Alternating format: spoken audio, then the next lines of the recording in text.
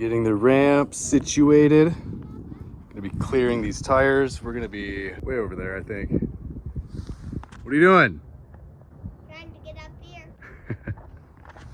What do you think? Is it gonna be success or is it gonna be disaster? I think both. Success and disaster? Yeah, because one car is gonna fail, and the other one isn't.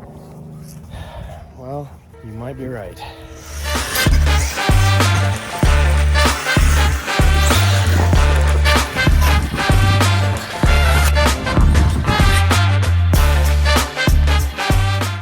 What's going on, guys? This is Daniel from Brothers RC. I just wanted to do a quick video on my ARRMA Fireteam. As you can tell, it looks nothing like a Fireteam. It's basically a Kraton XL build at this point. In this video, I'm just gonna give you a lowdown as to how to go about converting your Fireteam into a similar platform. I will have part numbers listed and I'll go through everything in just a moment. So I hope you guys enjoy, and if you have any questions, make sure you leave them in the comments below. So let's get the elephant out of the room and start with the body. Of course, this is a completely different body. This body is from Proline. It's the C10 body. The part number is PRO3227-00. So I just needed to cut and modify a transparent body just to fit this particular design. And on the inside, I reinforced it with a lot of Gorilla Tape. Just because I wanted to ensure that the body would last more than just a run. Unfortunately, I cracked it. I have some ideas as to how to go about fixing it, but really, guys, these things are temporary. The paint job, I don't know. It could have been better, I suppose. I really like the looks of this. It's really solid. I much rather prefer this type of body style over the stock ARRMA Fireteam body. Nothing against it. I just think it looks cheap, honestly. So with the body out of the way, I will just quickly go over what I have in this right now. So M2C Mojave chassis, Basher Queen tower to tower brace, tower support braces right there from M2C, front and rear, tower support from M2C as well. This basically just makes it a really solid build. It's not going to create any type of permanent damage. I will eventually go to replacing the shock tower, but for right now, I'm not having any issues with it, so I might as well just keep it stock the way that it is. As far as other goodies go, I have the ZRS bladderless shock setups in the rear and the front. This really helps to make for a nice smooth rebound. I much prefer this over the regular setup myself. I have the suspension pins in the front and the rear. Drive cups from M2C front and rear. And I also have the extended axles with the 17mm nuts. I also have the hinge pin retainers from M2C on the front, rocking the Basher Queen ESC mounts and the servo mount. I originally had the Perfect Pass Monster servo in this, but when my sledge servo died, I decided to swap servos. I put the stock servo back in this, which is really just fine. Obviously, as you can tell, I got the Max 6 combo in here with the 1650 KV. I'm geared 22 on the pinion, and I think the stock spur is 50. I'm also rocking the Basher Queen rear bulkhead. This thing was a perfect fit. I can't say enough good things about this particular bulkhead. I have the mud guards on the rear just because they were cheap enough and I thought that they would look nice with this particular setup.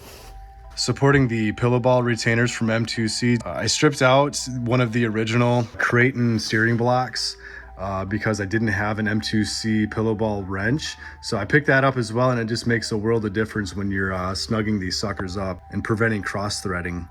I moved the battery tray back. I separated the receiver and the battery tray, and the reason being is every now and then when I do run in the wintertime, when this gets filled up with snow, it's impossible to get this strap through this hole. So I ended up separating them, otherwise I would keep them together. But this just helps to move the mass of the truck more rearward. This helps to prevent any nose diving. Of course, I'm running XT90s. I like the XT90s myself. They're super easy to solder.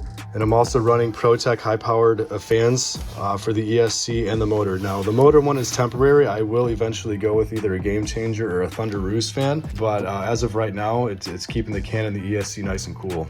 All right, guys, in order to make this conversion, I'm just gonna quickly show everything. Again, provide part numbers as best I can.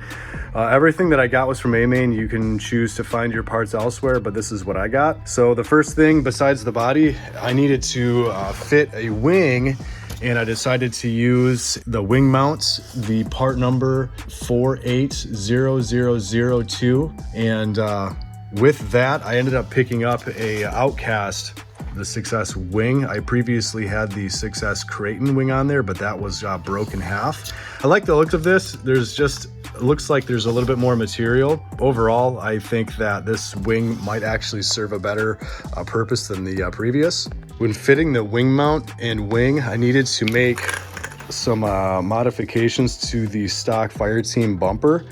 There's just some plastic material in there that I needed to cut out in order to get everything to fit just right.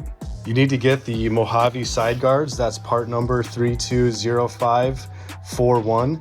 And then I also wanted to put on the front mud guards, and that's part number 320376. When the temperature starts to rise, I probably will take them off just so I can get a little bit more air flowing through the inside of the chassis.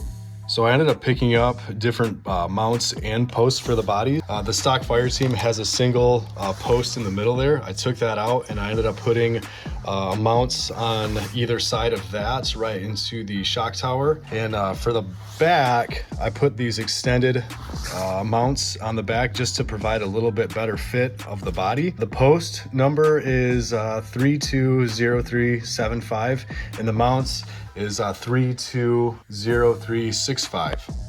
I am running the 5th scale body clip retainers just because they're a little bit beefier. That said, I did need to drill out the holes a little bit more. It was kind of finicky, but it did the job, and I don't think I ever have to worry about these clips at all. So the last thing that I ended up doing is just I gave it a little bit of a wider stance. So not only does the extended axles from M2C help to provide a little bit wider of a stance, the steering block and the rear hubs need to be swapped out. I ended up putting Kraton steering blocks and hubs in the rear, front and rear. And with that, I needed extended CVD axles and rear axles.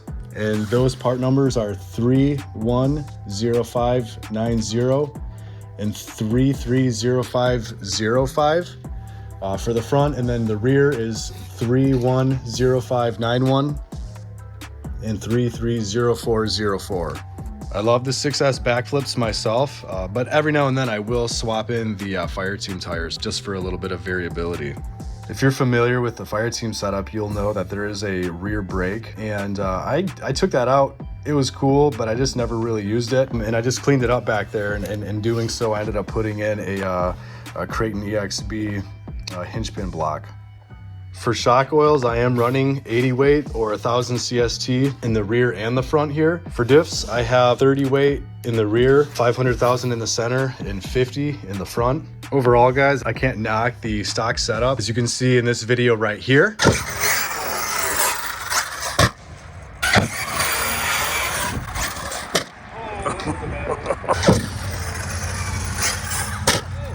it was just poor driving on my part. I own that. It is what it is. I wasn't trying to drive stupid. It just kind of comes naturally every now and then. To my surprise, there was nothing that bent. No drive shafts were bent. There was no bending of the suspension pins. There was just a couple of bent screws on the back. The arms that held together just fine. Overall, I'm pretty impressed with the durability of this truck. So there you have it, guys.